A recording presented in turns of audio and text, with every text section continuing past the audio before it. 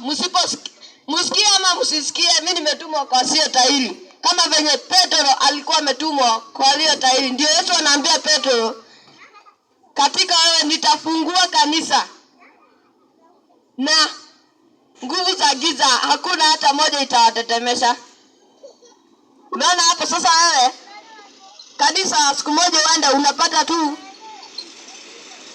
yani hizi maujiza za wasio tahiri ndio zinahubiriwa kila masaa.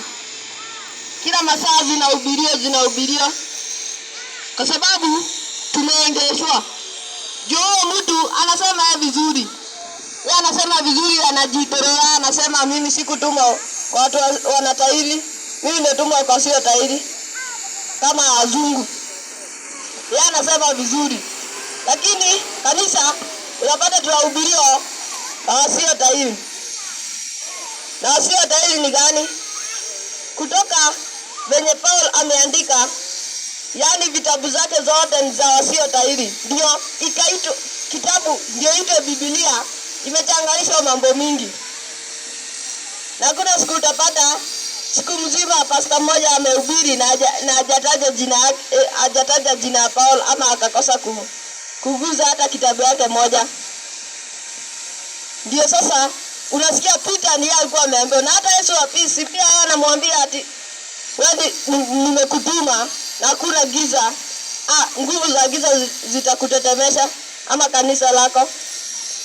Sasa unasikia yeye ndio mwenyewe amesema. Lakini hata pia Yesu anasema ndiye daokana leto yao na motiko jetekia no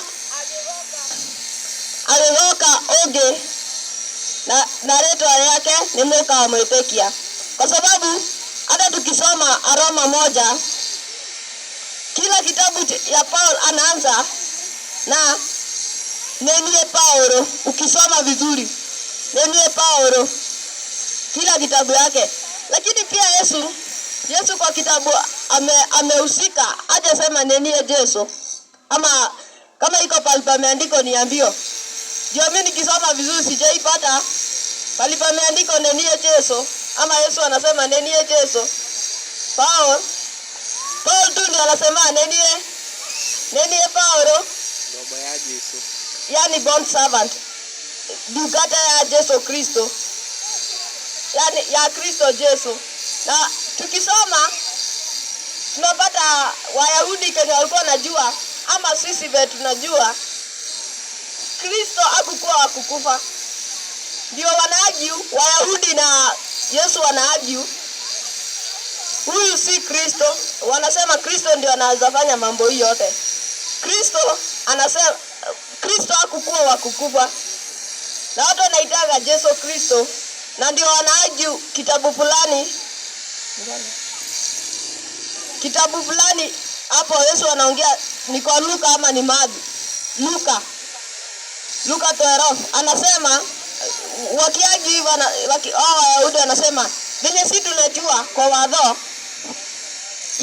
Kristo hakukuwa wa kukufa. Kwa sababu Kristo hakukuwa wa kukufa, kwa sababu Kristo alikuwa wa kuishi tena na tena. Yani alikuwa wa kuishi milele na milele, kwa sababu alikuwa yani King of Peace. Yani alikuwa Prince of Peace. Yani alikuwa sasa kama tunaweza sema yani mweneneo hadhayo. Mtu alikuwa sasa akikuja hakutakuwa na shida yoyote. Lakini Yesu anasema wewe akinya nega haisio moto igoro. Kwa nini anasema hivyo?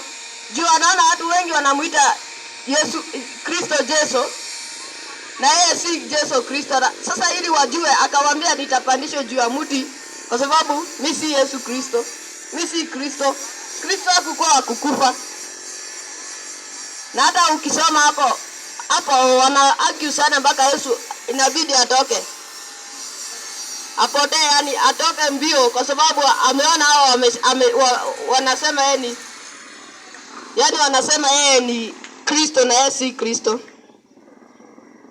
Na sasa nitafikisha hapo. I think you understand kitu. Ili mama kuja kuongea mkoe sasa mnataokoa. mnataokoa na venye mama ataongea. Na nimemaliza.